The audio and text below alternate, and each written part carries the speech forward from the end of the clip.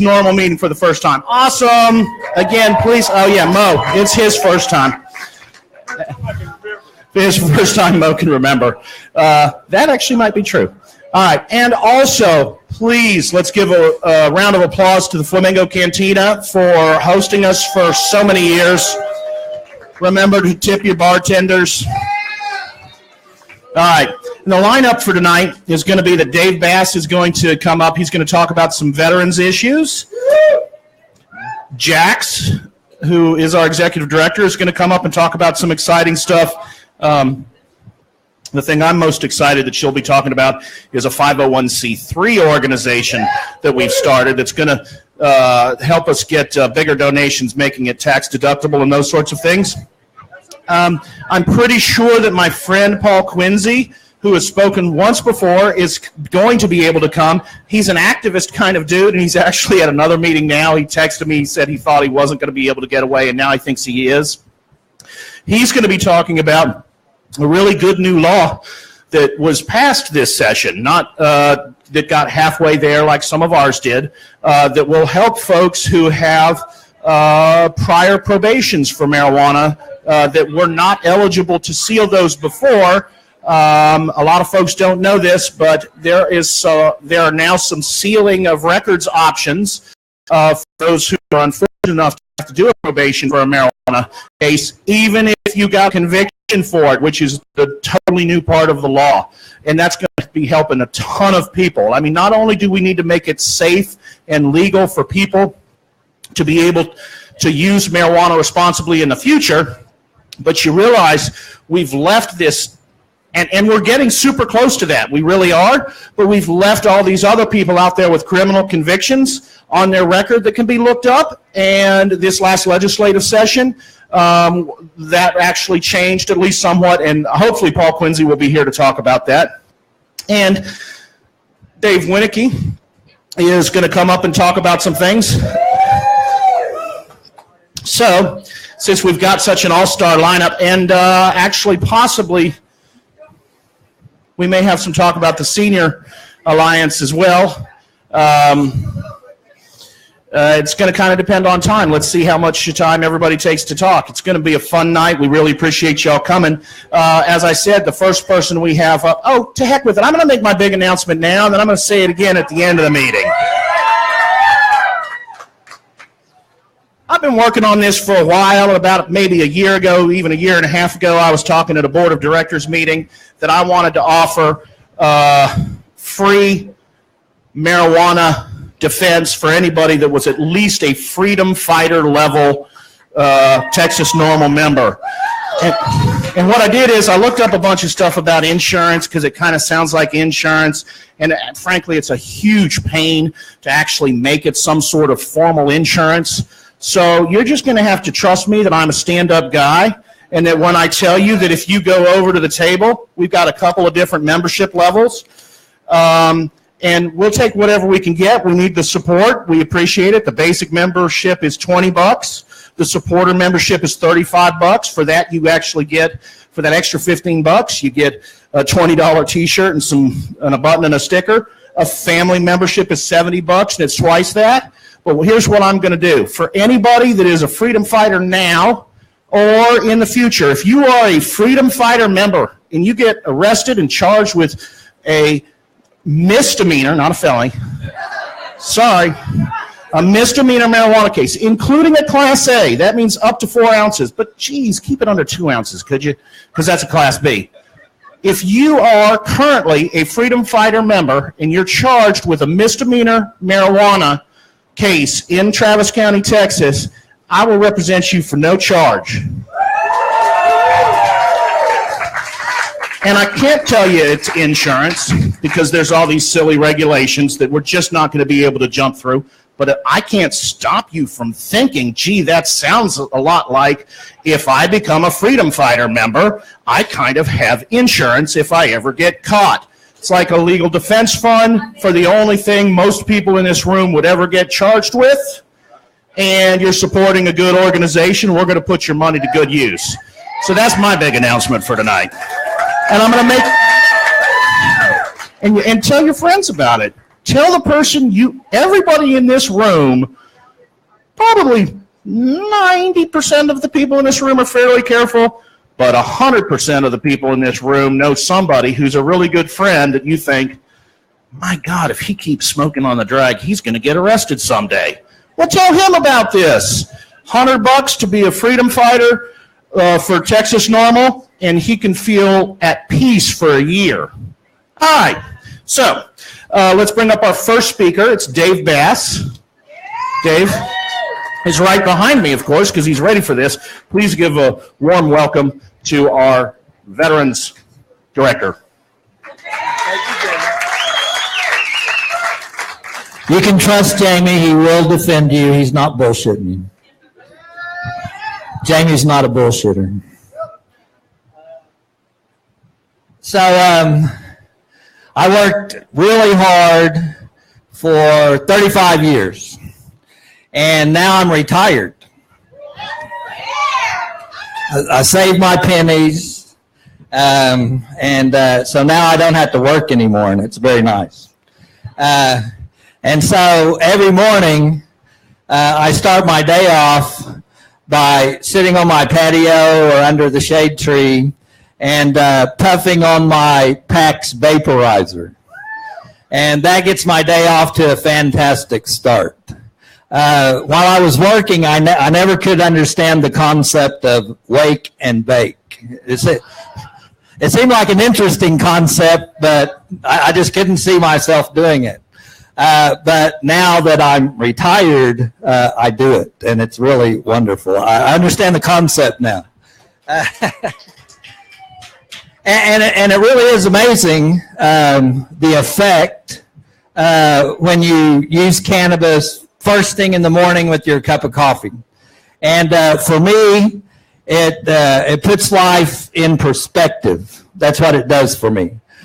Because sometimes when I wake up, my mind is really racing. I'm thinking, all right, there's like 100 things I should do today, and I can only do like 10 of them. And I'm looking at the news, and terrible things are happening. And sometimes your mind just kind of like it gets moving a little bit too fast. But for me, cannabis kind of orients me for the day and helps me understand what I should focus on and what's important. And so I'm saying this because I went to a meeting one time. Let me see how I can put this. Okay, here.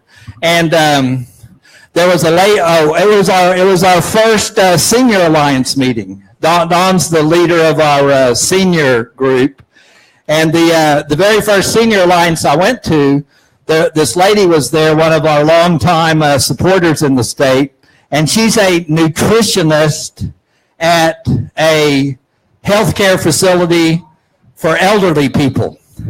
And she says she sees this all the time, is elderly people will come into the healthcare facility, and they've been using cannabis, since the 1970s.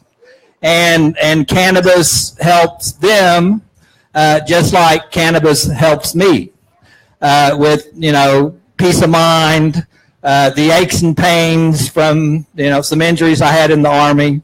But then when the elderly people come to the healthcare facility, and this is kind of, their last stop in life, they can't use cannabis in the healthcare facility. And so the people in the healthcare facility start giving them opioids, psychotropic medications, all kinds of medications that cannabis took care of before they were in the so-called healthcare facility. And so it's very important that we get marijuana legalized before I have to move to the old folks' home. So let's get working, guys. When I'm in the old folks' home, I need to be able to get up and go sit under the tree and use my vaporizer, okay? So we got a deadline here. All right. All right, so what I'm going to talk about is 3 initiatives at the federal level that are very important to veterans. How many veterans do we have here tonight? Please raise your hand. Yay! Lots of veterans. If I don't know you, be sure and introduce yourself to me and let me give you my business card so we can add you to our Texas Veterans for Medical Marijuana email list. It's getting, we have over 1,000 veterans. So our goal is to get 5,000 veterans in our veterans movement in time for the next legislative session in 2019. All right, so here's three very important things going on at the federal level. Sometimes we get discouraged in Texas, but if you take a step back and look at the big picture, there's so many things going on in all 50 states and at the federal level that once you look at them, you understand that our momentum is so strong now that whether marijuana will be legalized in the United States and Texas is no longer a question. It will be legalized. The only question now is when. And so our goal is to keep pushing and make it sooner rather than later. All right, so here's the three things. There's three major veterans groups in America: the Veterans of Foreign Wars, Disabled American Veterans that I'm part of, and the American Legion. And the American Legion has almost 3 million members. And so one of the nation's most conservative veterans groups is appealing to President Donald Trump to reclassify marijuana to allow large-scale research into whether cannabis can help troops suffering from PTSD. And so I'm really thrilled that the American Legion has officially come out in support of research into medical marijuana and also in support that if the research supports it, which it does, obviously, that the American Legion is in favor of a nationwide medical marijuana program for veterans who suffer from PTSD and other service-related injuries. So that's a really big deal for the American Legion to do that. The Legion has requested a White House meeting with Jared Kushner, Trump's son-in-law and close aide, as we seek support from the president to clear the way for clinical research in the cutting edge areas of cannabinoid research. The American Legion said that they want to talk to Jared Kushner first, and then they want to meet with the president.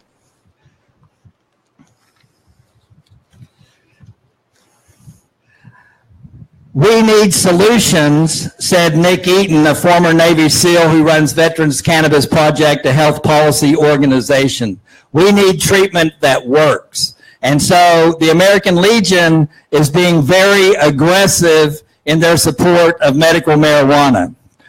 It says the VA will not provide for use or conduct research with illegal substances regardless of state laws. And so the American Legion understands that the Veterans Administration can only do so much as long as it's illegal at the federal level.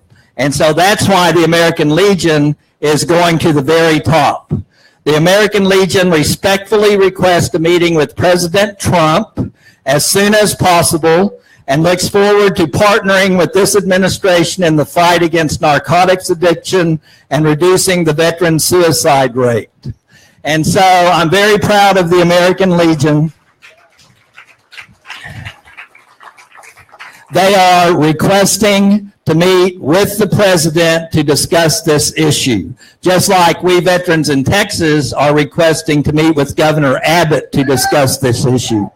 And so veterans all across the United States, we have the same goal. We're using the same tactics and strategy, and veterans are very proud to be working with patients in support of medical marijuana in the United States.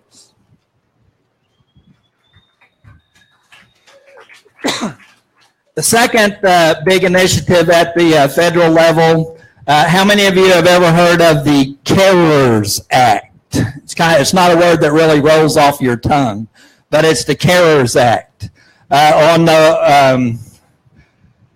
In March 2015, an odd trio of U.S. senators assembled to announce the introduction of marijuana reform legislation.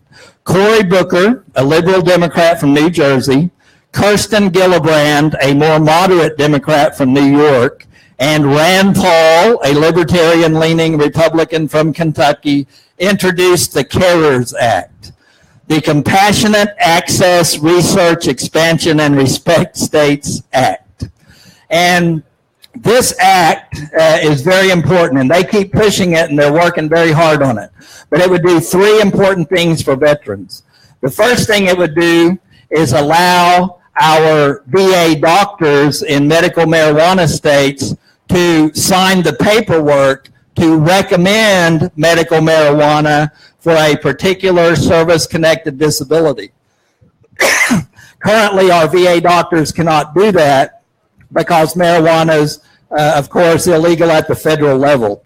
And so Senator Booker and Senator Rand and the people who support them are working extremely hard to pass a law that would allow VA doctors in the medical marijuana states to actually write that recommendation. So we really appreciate Senator Cory Booker and Rand Paul and the others for pushing that. The second thing that act would do is allow researchers to not get their marijuana from the University of Mississippi. There's only one place that now the federal government grows marijuana, if you didn't know that. They have a grow operation at the University of Mississippi. And anyone who does get approved to study marijuana has to get their marijuana from this source. And it's, the marijuana is horrible. 10% THC. And you can go online and there's several videos that shows this operation. And you will be appalled and horrified when you see it. Because basically it's ditchweed. That's what it is. They grow it out in this little field. They have no idea what the strains are. And this is how they process it. They take the entire plant and throw it into a grinder and grind out the entire plant. And that's what researchers get. And so if the senators can pass the CARERS Act, then researchers would be able to get their marijuana from actual medical marijuana grow operations in states where it's legal. And so that would be a big deal for veterans who are pushing research for the effect of cannabis on PTSD. And the other thing that the CARERS Act would do is allow marijuana businesses in legal states to use the federal banking system. And that would be a huge step forward, especially for veterans, because a lot of veterans now are working in the marijuana industry. So we hope that the CARERS Act can pass eventually. Who knows who Beto O'Rourke is? All right, so Beto is from El Paso. He's a congressman, and he's running against Senator Cruz for senator. And Beto has always supported legalizing marijuana. And so, of course, him and Ted Cruz are like polar opposites on the political spectrum. But Senator Cruz is very much opposed to legalizing marijuana, and Beto is very much for legalizing marijuana. So definitely, when it comes time to vote in November, check out Beto and consider his stance on marijuana when you vote. But what Beto is doing that will directly affect veterans is he has introduced a bill in Congress, and the amendment would eliminate the funding for enforcement of Section 159 of Title 23, which reduces highway funding for states if they do not automatically suspend driver's licenses of anyone convicted of a drug offense. And so in Texas, if you are convicted of possessing marijuana, you lose your driver's license for 6 months. And that's absolutely devastating for most people, because how do you get to work? How do you take your kids to child care? How do you get to the doctor? How do you go buy groceries? And so it's a horrible injustice added to all the other injustices that a person would lose their driver's license. And Beto wants to fix that. A good friend of ours, a veteran named Kate Cochran Morgan, she got busted in Dallas a few months ago for 1.8 grams of marijuana. And she ultimately had to plead guilty. And she pled guilty.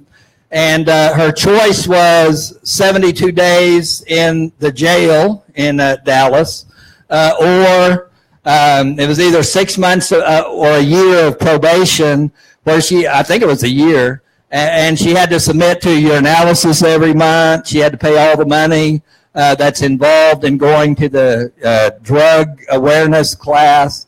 And so Kate called their bluff.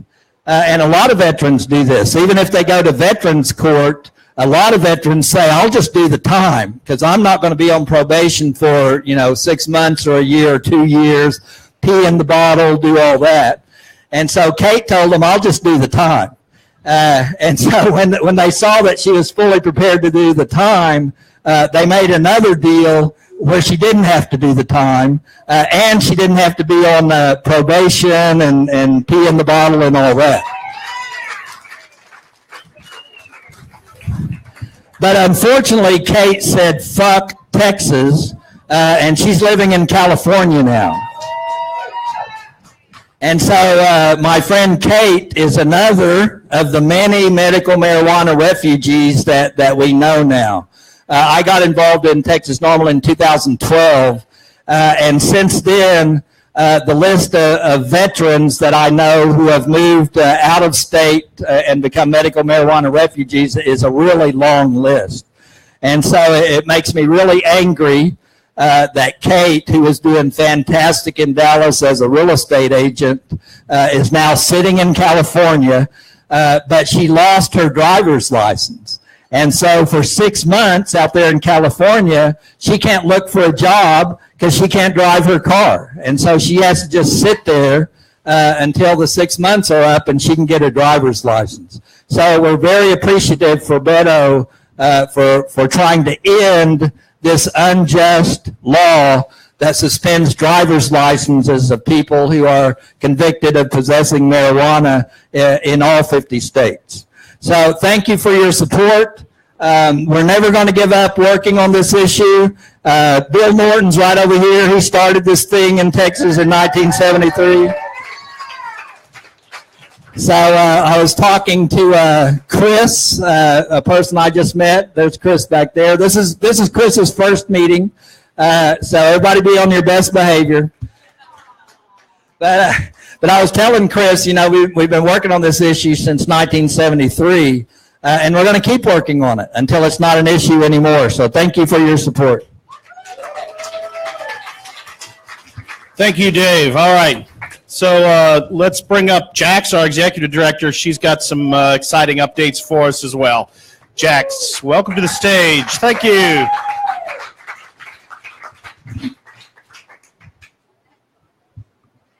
I wrote the notes about what I'm going to say on my hand, because that's how I'm rolling today. So who here is at the first meeting again? Will you raise your hand?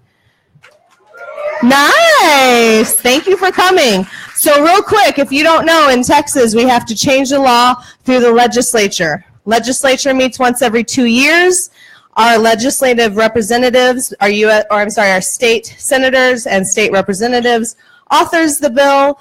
they shepherd it through the process, and then eventually it becomes law.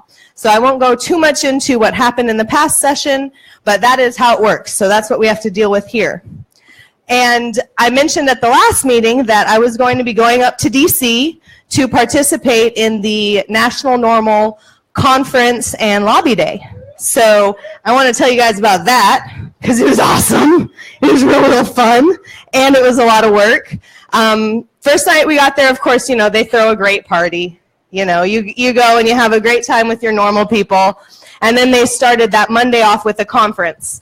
And I was on the panel having to do with grassroots activism and how to engage in different states that do, you know, we don't have the ballot initiative, but some people have that. So there's kind of two models, and talking about how those two models function and how people can become more engaged on the grassroots level. So I was able to participate in that, and it was really a great opportunity to learn from other people across the country who are looking at these laws as in-depth as we are here in Texas and really understand the ins and outs, so they can give you a little bit more policy feedback and outside perspective on something that, you know, you've looked at a lot, and give you some good ideas. So that was really cool. And of course I got to hang out a little bit with Keith Stropp, who helped Bill found Texas Normal when he came down to Texas, and was it 71? 73? So, you know, early 70s, we're old school, whatever. We're cool. And so the conference was great. And that night they had, they said it was an underground party. It didn't feel underground, but it was a really amazing party where everyone from the, I guess they call it the tri-state area. I'm not from there, so I'm not familiar. They came and they hung out, and Keith actually got his Lifetime Achievement Award that night. So that was wonderful to be present for that. But also, Texas Normal's board was recognized for being the chapter of the year.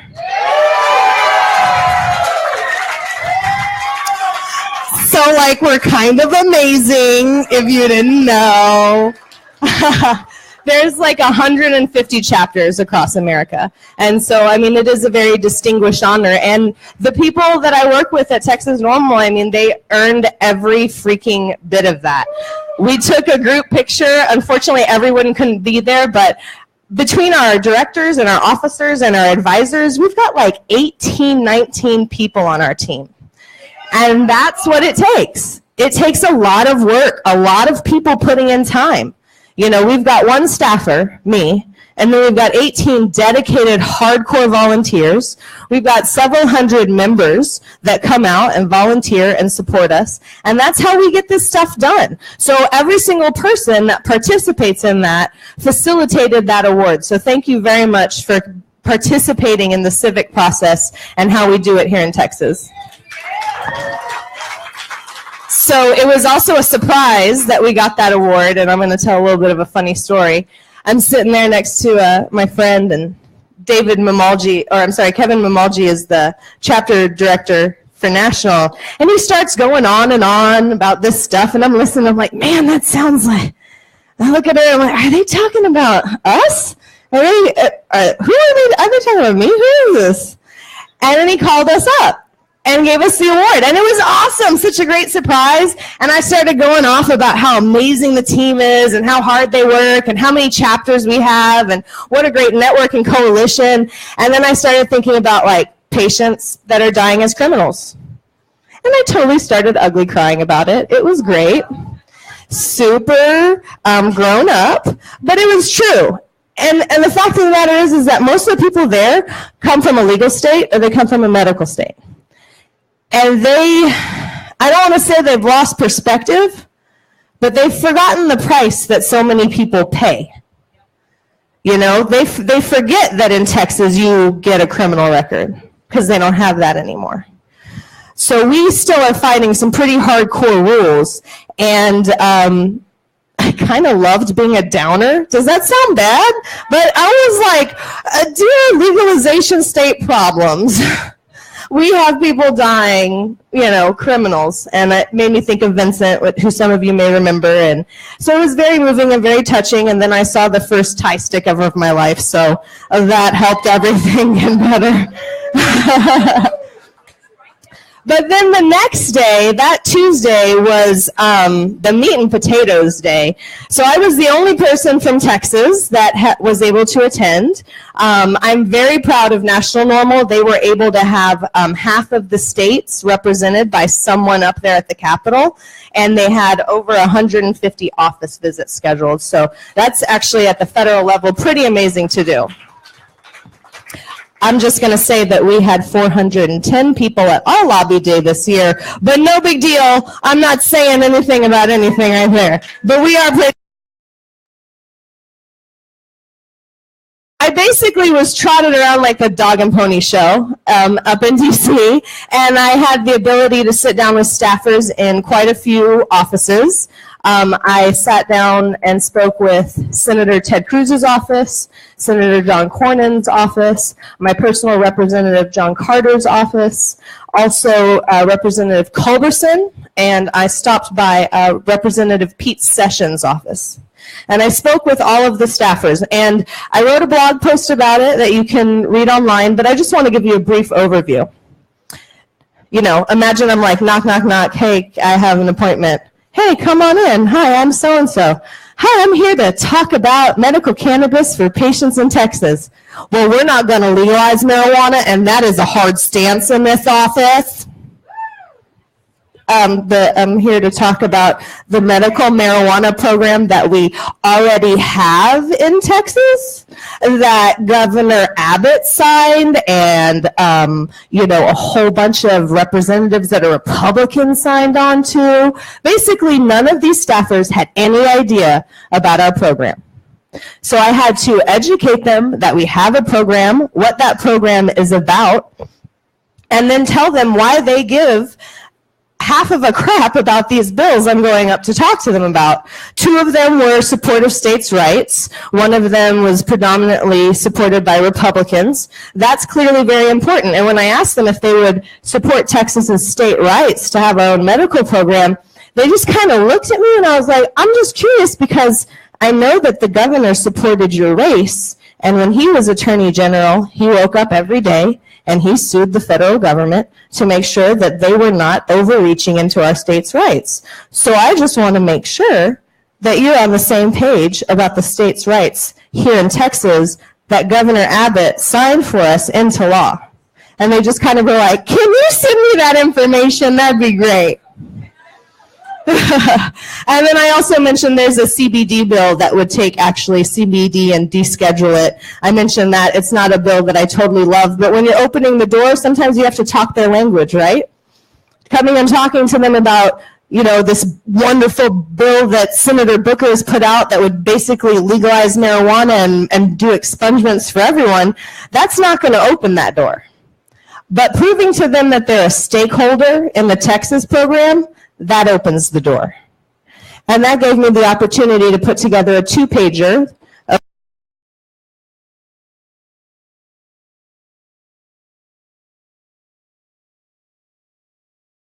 And Cornyn and Cruz's office have both replied and thanked me for that information. So I guess they know now. So that is the large and short of the lobby day. It was a lot of walking. It was a lot of doing. Am I going too long, Jamie? Okay, sorry. What else was I supposed to talk about? Sorry, guys.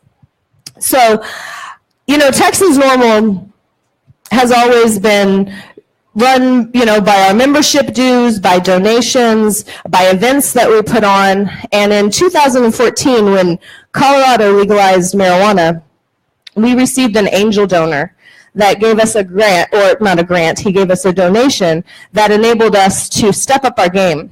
And over the next year, we built up Texas Normal large enough that we needed a staffer. And we've now had the staffer, me, for 2 years. So we're getting to the end of that angel money. And our membership and our events have maintained and in fact strengthened. However, we still need to find a way to make up that middle ground, right? How do we make up that difference so that we can maintain a presence at the Capitol? So what we've been working on is creation of a new foundation. So we've started a new foundation. It's a sister organization of Texas Normal. It's a 501c3. so it's fully tax deductible, and it will be taking over a good portion of our educational programming and be expanding upon that as well. And it's called Foundation for an Informed Texas, aka FIT. And so we're really happy to announce that if anybody needs to make a tax-deductible donation, we can now accept that. And more importantly, we can also go forth and look for grants, because that's going to be important that we find these large sums that can help us to continue to do this. As you guys know, I've spoken about our 2-year program, or our two-year timeline that we have leading into a larger 5-year timeline. And we're not going to be able to complete that if we can't raise the funds. So if you'll look up Foundation for an Informed Texas, and please share it with your friends and family, and then that way if there's anyone who wants to make a tax-deductible donation before the end of the year, they can do so, and then we'll be using that to fuel our educational workshops that we're hoping to do in the start of the year. So that is a really exciting new thing that we have going on. Now let's talk about parties! Who likes parties? Well, I'm pretty sure if you're here, you probably like parties. So we've got a couple good events coming up. Friday, October 20th is going to be our Members Mixer. It's a private event for members only at a secret location. We only tell you where it's at once you buy the tickets. So don't ask me where it's at. I'm not going to tell you, okay? But it's going to be a catered event. There's going to be live music. Actually, I don't even think y'all know this yet. We have a game show wheel of prizes that we're going to do. Oh, that really tickled me. And it's going to be a really fun event where you guys can get together and network with each other, have fun, relax, enjoy good food, and be appreciated for being our members and helping us out in so many different ways. And then additionally, on that Saturday, the 21st, we're going to be having our Seniors Alliance meeting at a local library, and it's going to be talking about strain choices. There's a gentleman who has studied a lot about different strains and different aspects of the plant, and he will be talking about different strains you can take for different illnesses or issues like that, and talking about that. And that is from, is it 10:30? 10:30 to 1. And then we'll be back here in November for our next open meeting. So does everybody love Flamingo Cantina so much? I remember, I'm gonna date myself, you guys. When I first got involved in Texas Normal back in 2005, we don't judge. He just said damn to me. We were actually Opal Divines on 6th Street, which is no longer Opal Divines. We were in their dart room, which only sat about a dozen people. And look how far we've come. This is not a dozen people. This is not a tiny space. And I would like to also give you another bit of perspective. When I first went to the Capitol with patients, probably I think it was 2009, I witnessed patients being laughed at by legislators in the hallway when they were talking about medical marijuana. I'm not kidding. Laughed at. I had a staffer tell a veteran that they were just trying to get high. Yeah, I can't believe that I kept that under wraps. That was intense. So now we have 78 legislators signing on to whole plant medical cannabis bills. So that's perspective. That's growth. And you know what, Dave? It is inevitable that marijuana is going to be legalized because it's right. But how long are we going to wait? And what bill are we going to end up with? We still have to advocate, because you darn sure know that the people invested in prohibition, they have their lobbyists up at the Capitol pushing their agenda. And we have to be at the table too. And we cannot lose the steps forward that we've taken. On that note, I'm done. Thank you very much. All right. Okay, so we are also, speaking of upcoming events, going to have a candidates forum in February. It's going to be right before the primary, and one of the people that has been invited, and I expect to probably show up, is Paul Quincy. He's our next speaker. At that time, he's going to tell you more, I'm sure, about the race for county court that he's in and those sorts of things. And I will just throw this out there. I think that he is running against the incumbent that has proven themselves to be the most anti-marijuana judge in Travis, Williamson, or Hays County. And it's a Travis County court judge. He will be the opponent for that in the upcoming primary. But tonight he's here to talk about House Bill 3016, which I gave you all a little preview of. It's about folks that are now going to be able to seal some records from,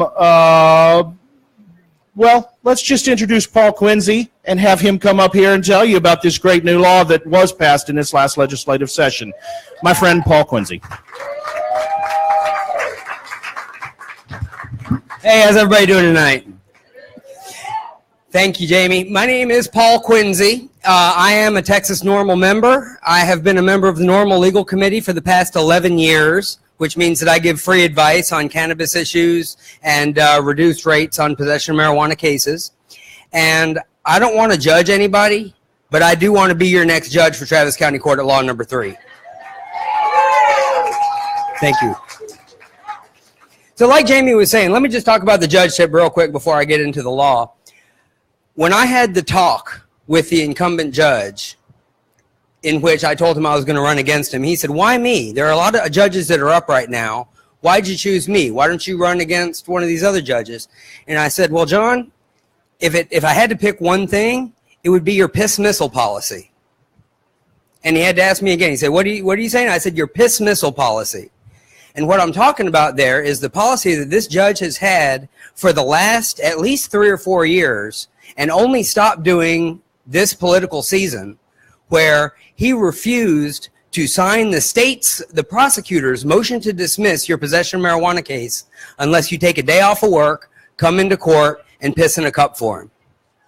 And if you don't pass, you get reset, and you take another day off of work the following month and come in and piss in a cup for him again. I think that is a petty tyranny. It is not authorized by law.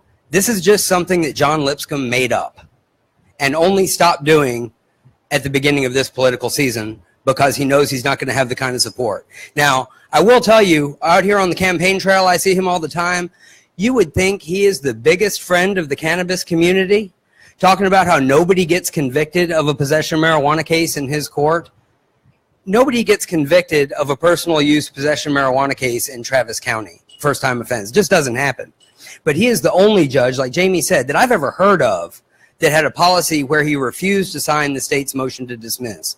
So if you are a Travis County voter, I do have my petition out here to try and help me get on the ballot, and I promise that I will do everything I can to be the fairest judge that I can be, not have policies that are not authorized by law, and I will do my best to make y'all proud.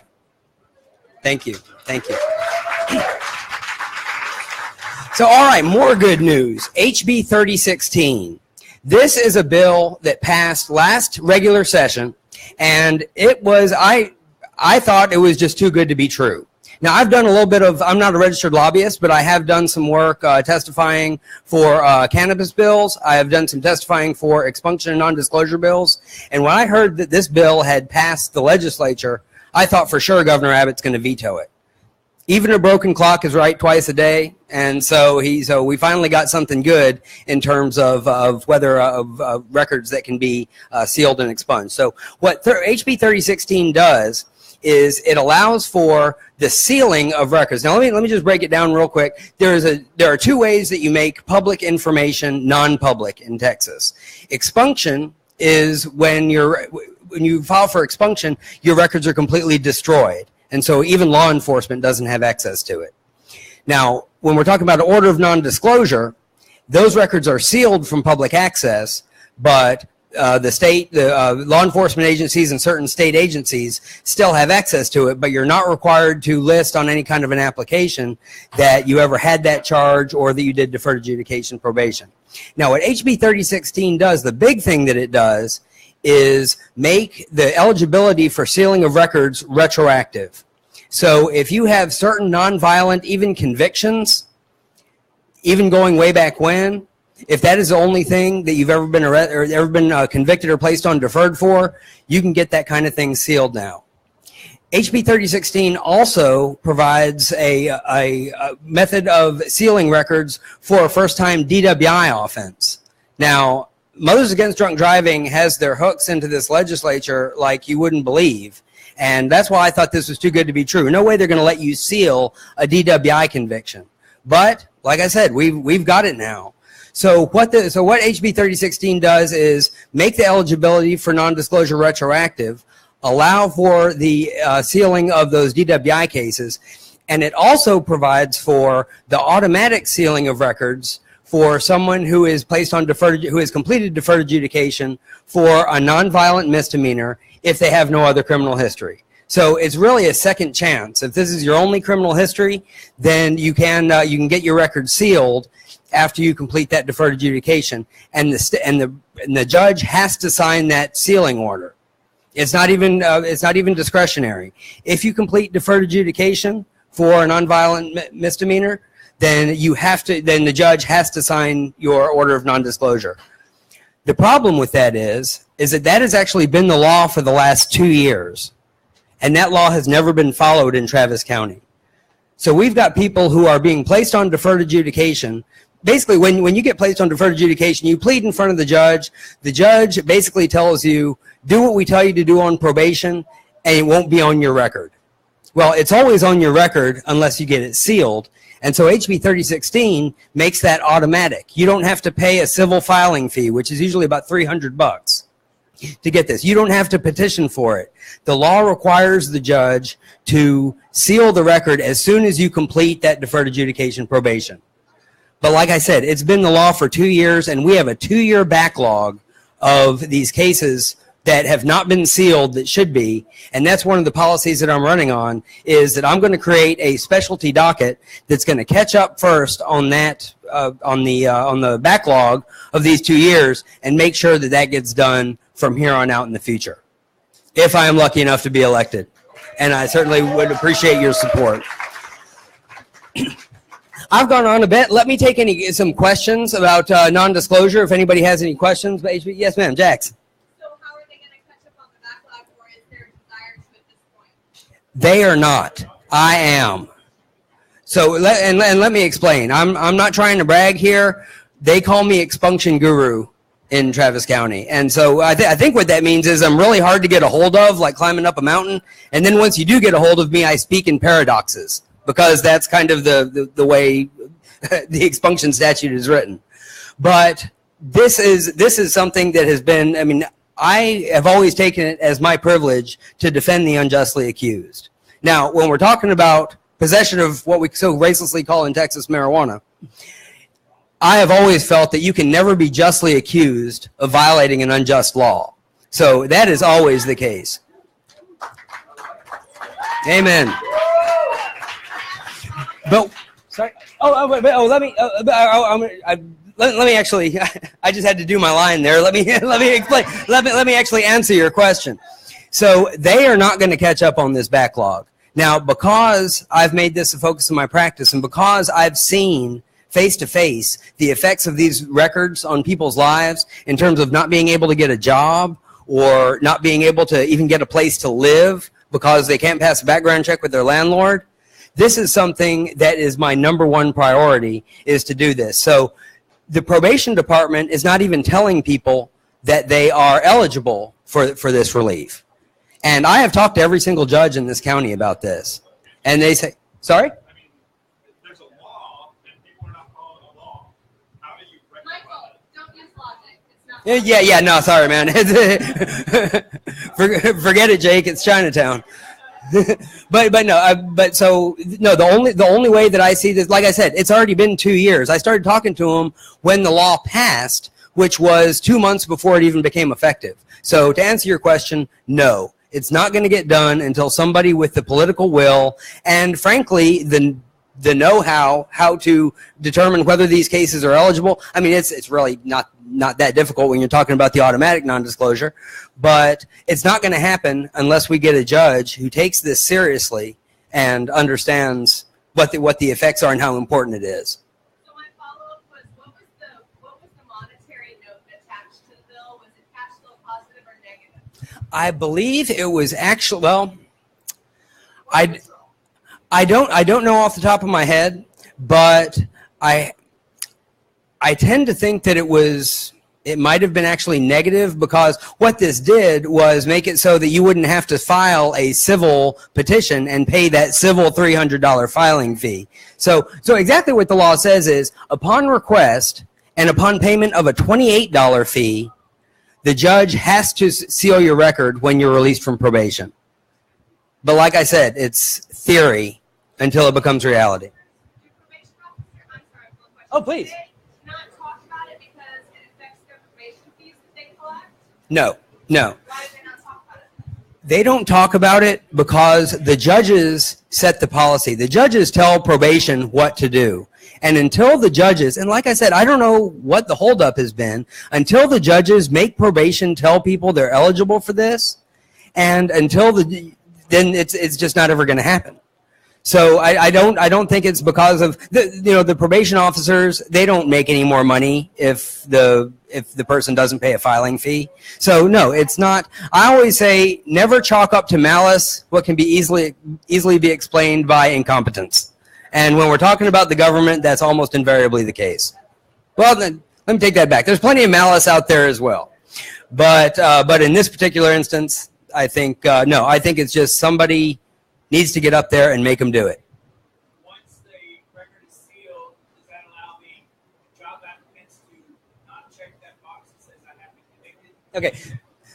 Thank you. So the question is, what is the effect of the non-disclosure? Does it mean that a person doesn't have to check the box saying that they've been arrested for that offense? That's exactly what it does. So specifically what the law says is, the relief is the person is not required on any application for employment, licensing, or other information to disclose that they've had that case. So that all other information, that covers a lot of ground in terms of what kind of applications you can fill out. Here's kind of the catch-22 though. It talks about licensing. It says you're not required in an application for licensing. Well, the catch-22 is, even though you don't have to disclose it on that application, all of the licensing agencies in Texas still have access to sealed information. So when people are asking me about how do I answer this question, when I'm filling out an application for licensing, I have contacted many of the licensing boards. The Texas Department of Licensing and Regulation is a big one. It covers all kinds of different licenses. And their policy is that they will not hold it against a person if they don't disclose on their application, but they still can see it. So I wish that I could deferred adjudication should be expungible, not just sealable. I mean, when you've done deferred adjudication, you've jumped through a hell of a lot of hoops that someone whose case has been dismissed has not necessarily. So I believe there's still a long way to go for reform, just criminal record reform in Texas. But what we've got now is better than I expected. And so I'll be happy to answer any questions that y'all have. Like I said, I do have my petition out here to get on the ballot, and I'll be hanging out if anybody has any other questions. But I'm getting the hook over here. So thank you again so much. I just want to say one last thing. I got this. I want to paraphrase one of our former governors. Some people call you stoners or hippies. I call you my base. And it is my privilege to come talk to you about these things, and I hope to earn your vote. Thank you. Thank you, Paul Quincy. Okay, we're going to wrap up really quickly here. We're going to get the stand-up comics on stage. Just going over a couple of things. As always, a thank you and a shout-out to Flamingo. Please tip your bartenders. After the stand-up comedy, the best reggae around is going to be here, the Mau Mau Chaplains. So they're awesome. Please stay around for that. And for those of you that have come, I made, and there are Senior Alliance shirts now. So we've got some new T-shirts, which goes right into my little recap about depending on what level of membership you sign up for, you may get a T-shirt. And don't forget this, use it for yourself and tell your friends about it.